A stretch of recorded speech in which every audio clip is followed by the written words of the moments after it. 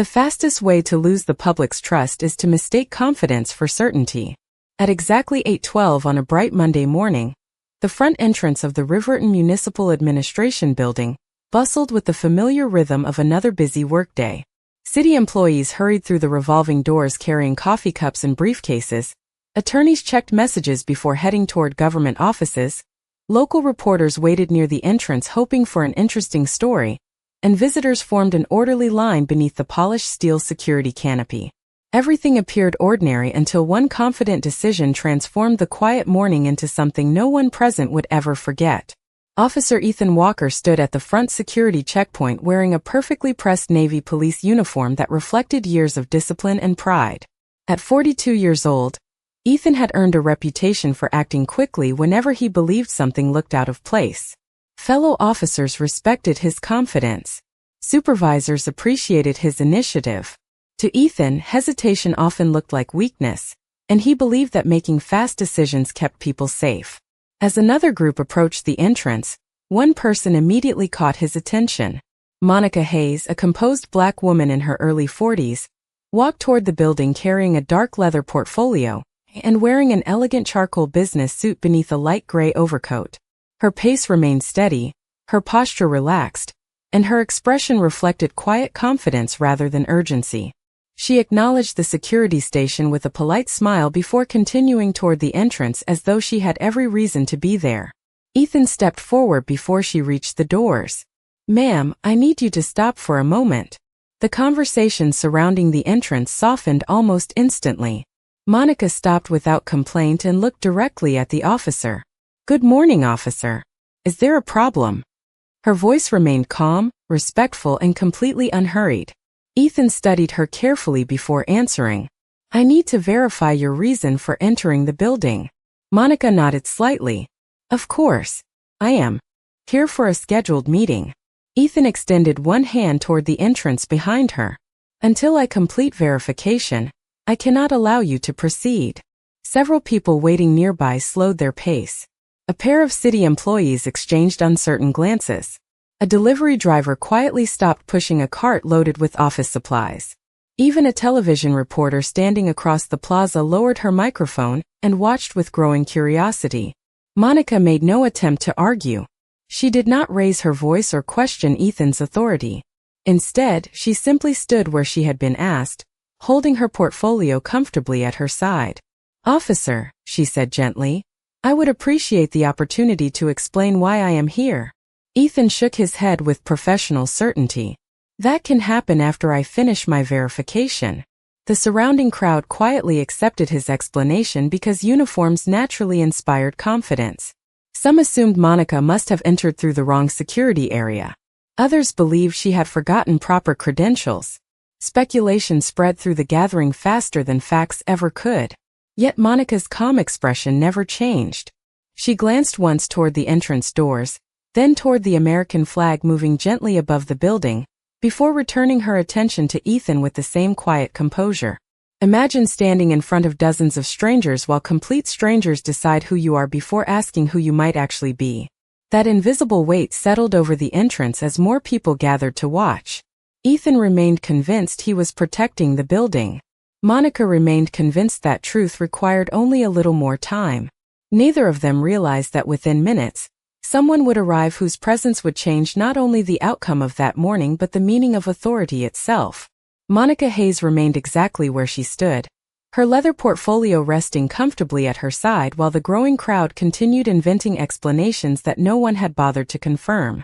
The bright morning sun reflected across the glass entrance of the Riverton Municipal Administration Building, illuminating a scene that felt increasingly uncomfortable with every passing minute. Office employees slowed as they approached the security checkpoint, pretending to check their phones while quietly observing the conversation unfolding only a few feet away. A local television reporter whispered something to her cameraman, who instinctively adjusted his lens without recording, sensing that whatever was happening deserved patience before speculation. Officer Ethan Walker noticed the attention gathering around them, yet instead of questioning whether the growing audience might deserve a careful explanation, he became even more convinced that maintaining complete control was the right decision.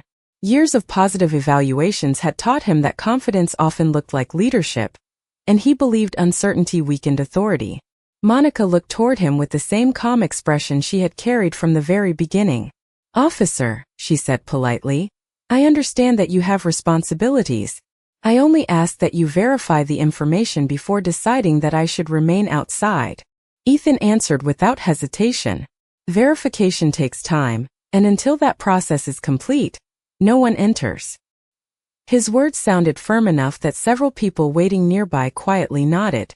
To them, the uniform represented experience. Few considered that experience could sometimes move more quickly than evidence. Monica offered a respectful smile that carried neither frustration nor sarcasm. "Thank you for explaining." That simple response surprised the people listening. Many expected an argument. Others anticipated visible frustration. Instead, they found themselves watching a woman who seemed completely unwilling to allow someone else's assumptions to determine her own behavior. Imagine standing before dozens of strangers while remaining the calmest person in the entire crowd. That quiet composure slowly became the most unusual part of the morning. A young city employee carrying a stack of planning documents leaned toward a coworker and whispered, "She does not seem nervous at all." The coworker quietly replied, "Neither would I if I knew something everyone else did not." Ethan overheard neither comment. His attention remained fixed on the building entrance and the portable radio clipped neatly to his uniform. He expected confirmation to arrive at any moment, proving that his instincts had once again protected the facility. Instead, the radio remained silent. Monica briefly glanced toward the American flag above the entrance as it moved gently in the morning breeze before returning her attention to Ethan. She never reached for her portfolio. She never attempted to step around him. She simply waited with remarkable patience, almost as though time itself had become her strongest ally. Around them, more employees exited arriving vehicles, lawyers hurried toward scheduled meetings, and visitors quietly joined the growing line outside the entrance. The ordinary rhythm of the morning had slowed because nearly everyone passing through the plaza found themselves wondering the same question. Who was the quiet woman standing so confidently at the front door? And why did she seem completely certain that this uncomfortable delay would not end the way anyone expected? None of them realized that only minutes away, a single arriving vehicle would answer both questions at once. Officer Ethan Walker checked his radio once more, expecting the routine confirmation that would justify every decision he had made since stopping Monica Hayes at the entrance. Instead, only static answered him before another routine security update interrupted the silence. Nothing mentioned Monica. Nothing suggested she posed any concern. Even so, Ethan remained convinced that waiting for absolute verification demonstrated responsible policing rather than unnecessary delay. Monica continued standing a respectful distance from the entrance with remarkable patience. She shifted her leather portfolio from one hand to the other and quietly observed the steady movement of employees entering the building. Her breathing remained calm. Her posture never changed. She did not appear embarrassed by the growing audience gathering around the security checkpoint.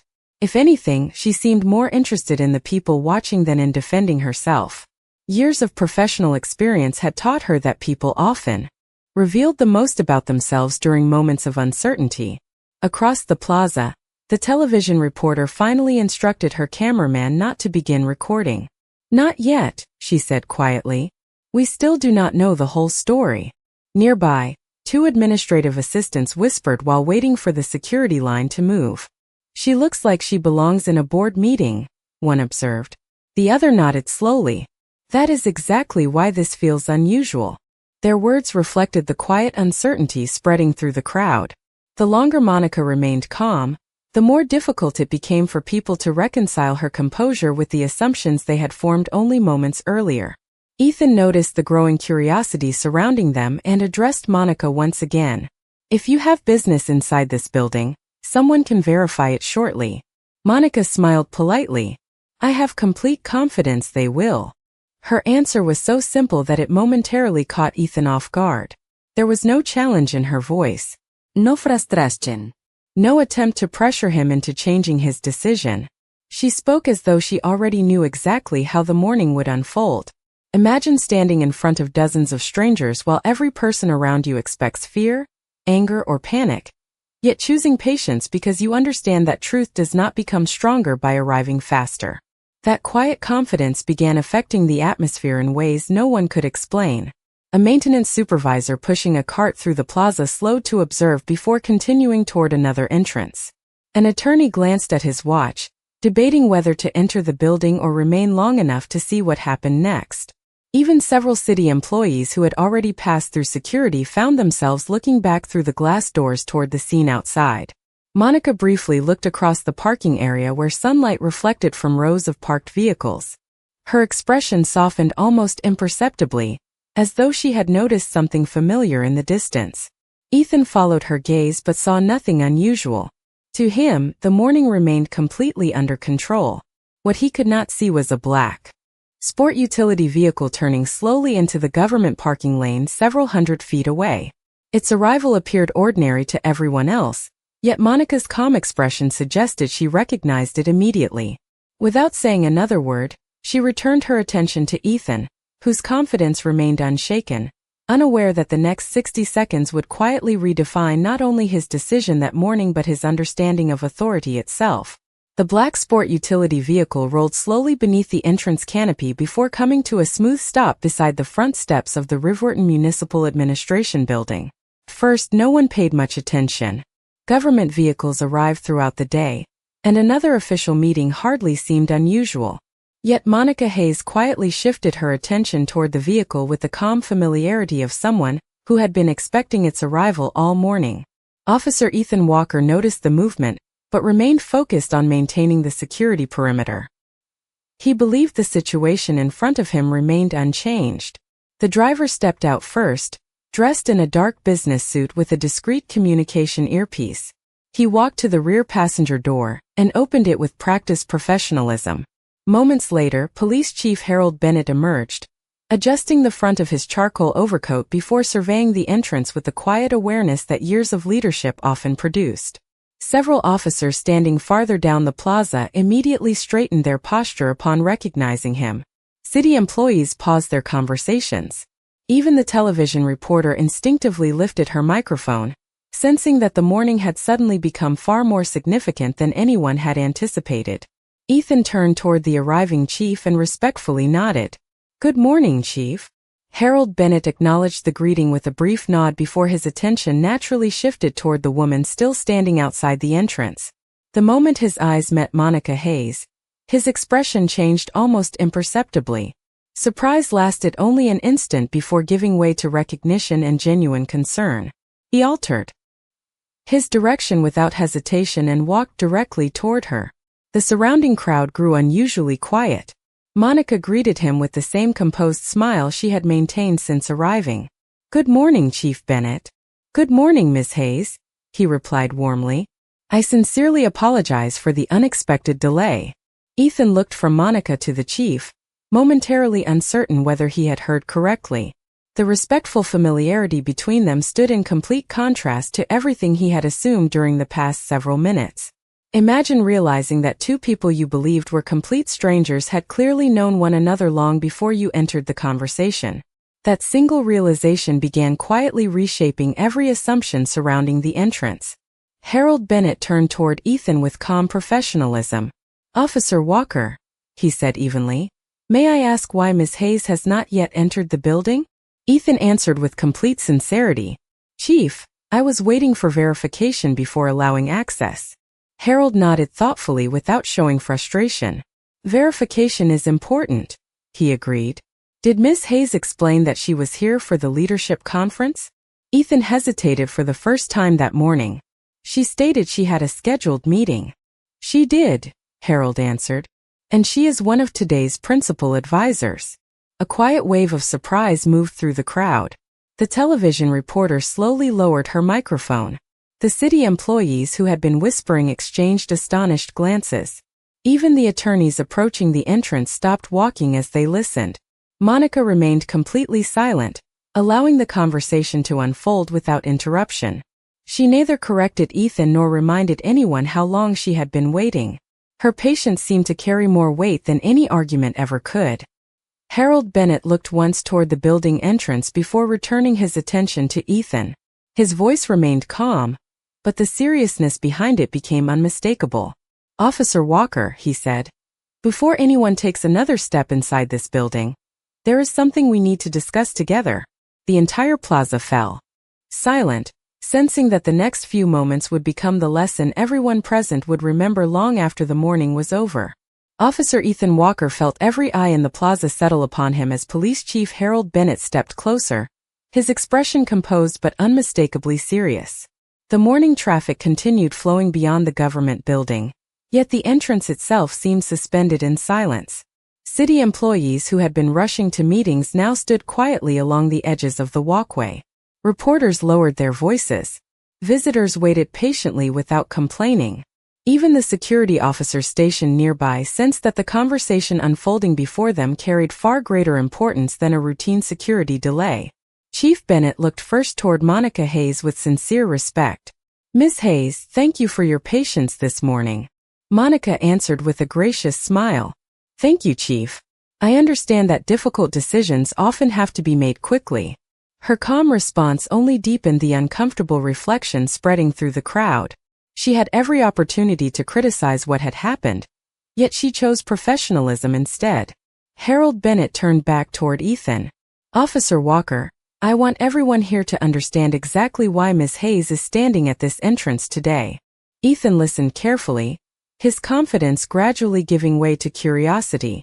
"Ms. Hayes has spent the past year serving as an independent leadership advisor for our department's Community Trust Initiative.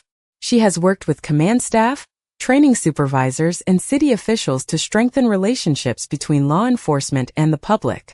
This morning she is scheduled to lead the opening session of our annual leadership conference inside this building." A quiet wave of surprise moved through the gathering. The television reporter exchanged astonished glances with her cameraman. Several officers farther down the plaza looked toward Monica with newfound respect. Employees who had quietly speculated only minutes earlier now realized how little they had actually known. Ethan looked toward Monica, searching her face for any sign that she intended to embarrass him before the growing audience. Instead, he found only patience. She stood exactly as she had from the beginning, neither celebrating the revelation nor dwelling on the misunderstanding. Imagine discovering that the person you believed required supervision had actually arrived to help improve the very profession you represent. That realization settled heavily upon Ethan as he replayed every moment of the morning in his mind. Chief Bennett spoke again, his voice calm enough that every word carried clearly across the plaza. "Good judgment requires more than confidence. It requires the discipline to verify before concluding." Ethan lowered his eyes briefly before answering. "Chief, I believed I was protecting the building." Harold nodded. "I know you intended to protect it. Intent matters. So does process. We never allow assumptions to replace careful verification, especially when we represent this department before the public." Monica gently added, "Every officer faces moments that test judgment. Those moments become opportunities when we are willing to learn from them." Her words contained no accusation, only quiet encouragement. The atmosphere surrounding the entrance changed almost immediately. The crowd no longer viewed the morning as a confrontation between two people. Instead, they witnessed a lesson about responsibility unfolding in real time. Harold Bennett slowly extended his hand toward Ethan. "Officer Walker," he said with steady professionalism, "please hand me your badge while we conduct an immediate administrative review of today's decision. This is not about punishment before facts. It is about preserving public trust, while we carefully examine what happened." The plaza fell completely silent as Ethan looked down at the badge that had represented his authority for years, fully realizing that the next decision he made would define his character far more than the first one had. Officer Ethan Walker stood motionless for several long seconds, looking at the polished badge fastened neatly to the front of his uniform. The familiar weight that had always represented responsibility suddenly felt very different. Around him, no one spoke. The city employees who had gathered near the entrance remained respectfully silent. The television reporter lowered her microphone completely. Even the officers stationed nearby understood that this moment was no longer about one decision made at a security checkpoint. It had become a lesson about the meaning of public service. Ethan slowly removed the badge from his uniform and placed it carefully into Chief Harold Bennett's waiting hand. There was no anger in the exchange. No raised voices. No dramatic confrontation. Only the quiet recognition that accountability sometimes required difficult moments to be witnessed rather than avoided. Chief Bennett accepted the badge with measured professionalism before looking directly at Ethan. "This administrative review will determine the facts," he said calmly. "Your cooperation today is the first step toward rebuilding the confidence that every officer must earn each day." Ethan nodded respectfully. "Yes, Chief." His voice sounded quieter than it had all morning, but it carried something it had lacked before: reflection. Monica Hayes watched the exchange without satisfaction or resentment. She understood that true leadership never celebrated another person's difficult lesson. Instead, it sought to transform that lesson into something valuable for everyone watching. She stepped forward and addressed both men with the same calm dignity she had maintained since arriving at the building. "Every profession places people in situations where they must make decisions quickly," she said gently. "The challenge is remembering that every person standing in front of us deserves to be seen as an individual before they become an assumption." Her words settled across the plaza more powerfully than any accusation could have. Imagine discovering that the strongest display of authority is not found in correcting someone publicly, but in helping them become better after a mistake has been recognized. That realization quietly reached everyone standing outside the building. Chief Bennett turned toward the gathering crowd. "Our department exists to serve every member of this community with fairness, professionalism, and respect," he said. "When our decisions fall short of those standards, we do not ignore them. We examine them honestly, we learn from them, and we improve together." Several employees nodded quietly. The reporter closed her notebook instead of asking another question, realizing that the morning's most important story was not about embarrassment. It was about accountability. Ethan looked toward Monica once more. "Miss Hayes," he said sincerely, "I should have listened more carefully before reaching my conclusion. I appreciate the patience and respect you showed me today." Monica offered a warm smile. "Learning begins the moment we become willing to listen." The tension that had surrounded the entrance gradually disappeared as ordinary conversations slowly returned to the plaza. Employees continued toward their offices. Visitors entered the building through the security checkpoint. The leadership conference prepared to begin only a few minutes behind schedule. Chief Bennett returned the focus of the morning to its original purpose, inviting Monica to lead the session she had traveled there to conduct. As they walked together toward the entrance, sunlight reflected across the glass doors, replacing the uncertainty that had filled the plaza only moments earlier. Ethan remained outside for a brief moment, watching them enter before quietly taking a deep breath. For the first time that morning, he understood that the badge had never been the true source of his authority. Character, humility, and the willingness to seek truth before judgment were the qualities that gave the badge its meaning, and those were the qualities he intended to earn again. The leadership conference began only a short time later inside the spacious municipal auditorium, yet the conversations taking place before the opening session had little to do with the printed agenda resting on every chair. Word about the unexpected events outside the entrance had quietly spread throughout the building. Department supervisors, city officials, community leaders, and newly promoted officers exchanged thoughtful conversations rather than rumors, each recognizing that they had witnessed something far more meaningful than an ordinary security misunderstanding. Monica Hayes walked calmly onto the stage carrying the same leather portfolio she had held throughout the morning. The audience welcomed her with respectful applause, not because of what had happened outside, but because many already knew the work she had devoted to strengthening trust between law enforcement and the communities they served. She thanked everyone with a warm smile before placing her notes on the podium. Chief Harold Bennett remained seated in the front row, listening with complete attention. The empty seat beside him quietly reminded everyone that accountability sometimes required temporary absence, while difficult questions were answered honestly. Monica looked across the audience before beginning. "Every community deserves officers who are prepared, confident, and compassionate," she said. "Those qualities become strongest when they work together instead of competing with one another." The room grew silent. No presentation slides appeared behind her. No dramatic examples filled the screen.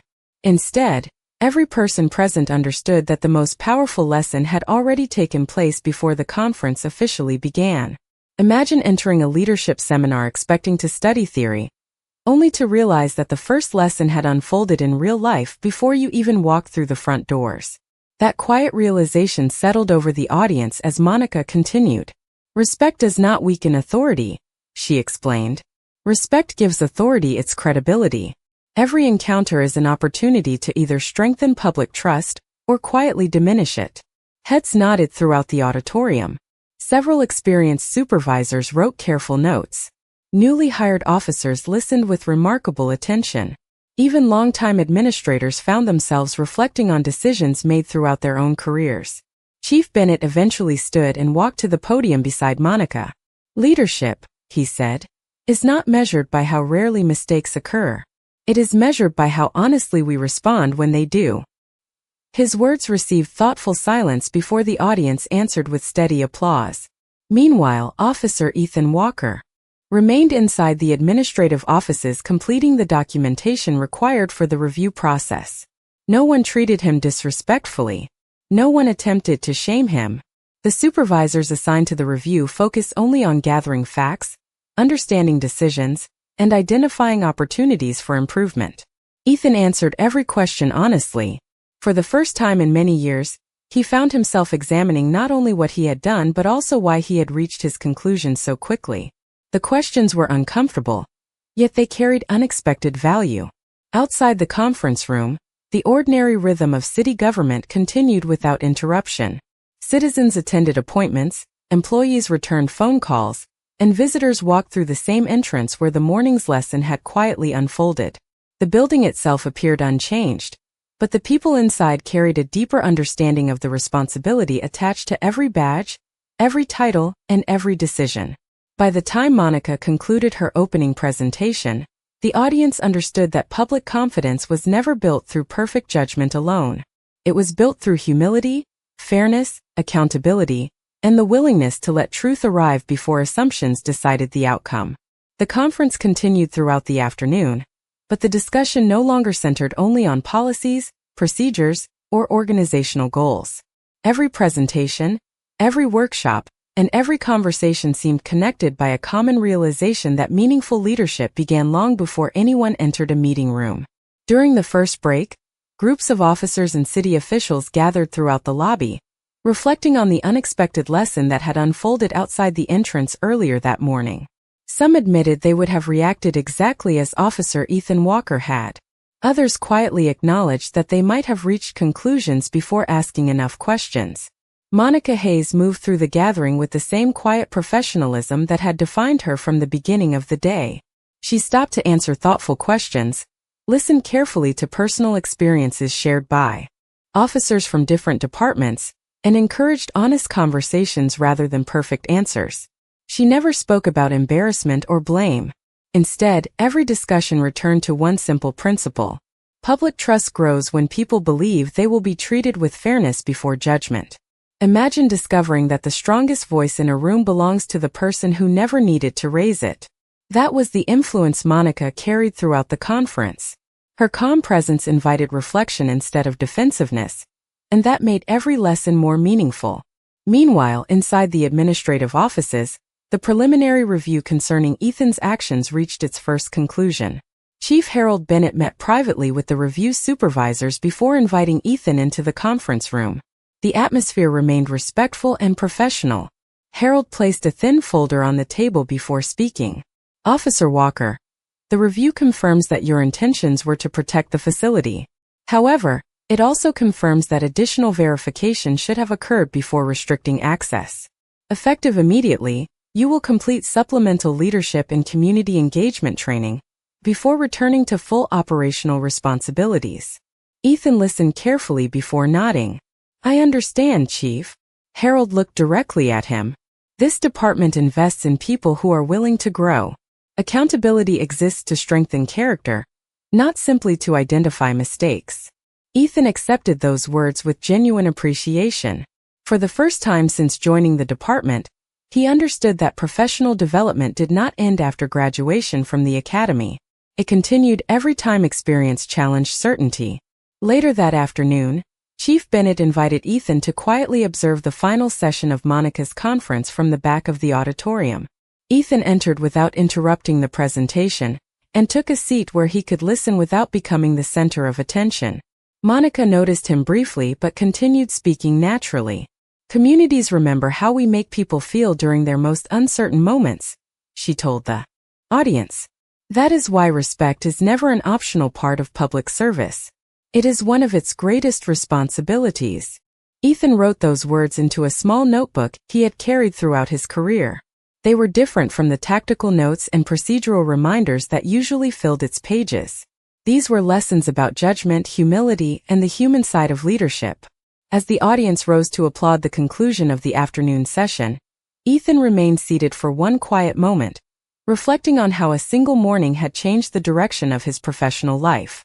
Outside the windows, the afternoon sunlight cast long shadows across the city plaza where everything had begun. The entrance looked ordinary once again, yet for those who had witnessed the events there, it would forever represent the place where assumption surrendered to truth, where authority found humility, and where the most valuable lesson of the entire conference had taken place before the first speaker ever stepped onto the stage.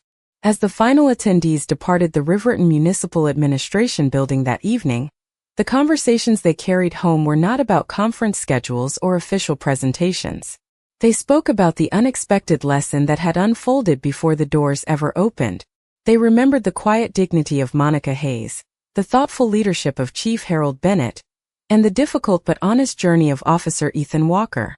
Long after the chairs had been folded and the meeting rooms had emptied, the true purpose of the day continued living in the decisions each person would make afterward. Several days later, the department completed its administrative review and announced additional training, focused on communication, verification procedures, and community engagement. The review confirmed that accountability was never intended to shame individuals. Its purpose was to strengthen the trust placed in every public servant. Ethan accepted every recommendation without complaint. He attended each training session with genuine commitment, asking thoughtful questions and listening more carefully than ever before. His fellow officers noticed the change. He no longer believed that confidence alone produced good judgment. He understood that patience often protected both the officer and the citizen. One afternoon, after completing another leadership workshop, Ethan unexpectedly crossed paths with Monica once again in the lobby of the same building where everything had begun. This time, he greeted her with a warm smile before extending his hand. "Thank you," he said sincerely. "Not for what happened that morning, but for the way you handled it." Monica returned the handshake with quiet kindness. "Every difficult moment gives us two choices," she replied. "We can protect our pride, or we can strengthen our character. I am glad you chose the second." Ethan nodded thoughtfully. Those words remained with him long after they walked in separate directions. Imagine how different every community would become if every difficult encounter ended not with resentment, but with greater understanding. That possibility was exactly what Monica had spent her career working to achieve. Months later, new officers entering the department heard the story during leadership orientation. It was never presented as an example of public embarrassment. Instead, instructors described it as a reminder that authority carries its greatest value when guided by humility, fairness, and careful judgment. Chief Bennett often concluded the lesson with the same simple observation: "The public remembers how we make people feel long after they forget our titles." Those words became part of the department's culture, repeated by supervisors who understood